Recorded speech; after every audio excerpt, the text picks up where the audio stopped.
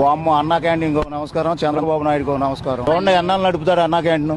అమ్మ ఒడి కొట్టాడు, పిల్లలకి స్కూల్ రీఎంబర్స్మెంట్, పిల్లలు ఫీజు ఇవ్వట్లా, సంవత్సరానికి 15,000 ఇస్తాను అయ్యి ఇవ్వట్లా, ఫీజు రీఎంబర్స్మెంట్ లేదు, ఉద్యోగాలు లేని వాళ్ళకి డబ్బులు ఇస్తా అన్నాడు, అది లేదు. ఇంకేం చేస్తాడు ఈయన? కూటమి ప్రభుత్వం ఏం చేస్తుంది? సంకనాగుతుందా? అన్నా క్యాంటీన్ దేనికి?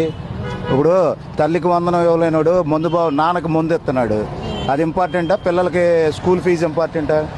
చదివించాలి కదా. భోజనం ఎవరికి పెడుతున్నారు? పేదవాళ్ళకి, రిక్షా వాళ్ళకి, వాళ్ళకి పెట్టాలి. కానీ డబ్బున్నోడు నాలాంటి వాళ్ళకి, అంటే నేను ఉన్నోడని కాదు, నేను మధ్యతరగతి కుటుంబమే.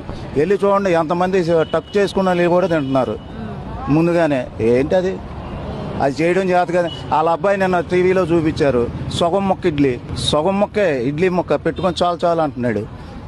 ఆయన 3 స్పూన్లు తిన్నాడు, తీసి పక్కన పడేసాడు. తినలేక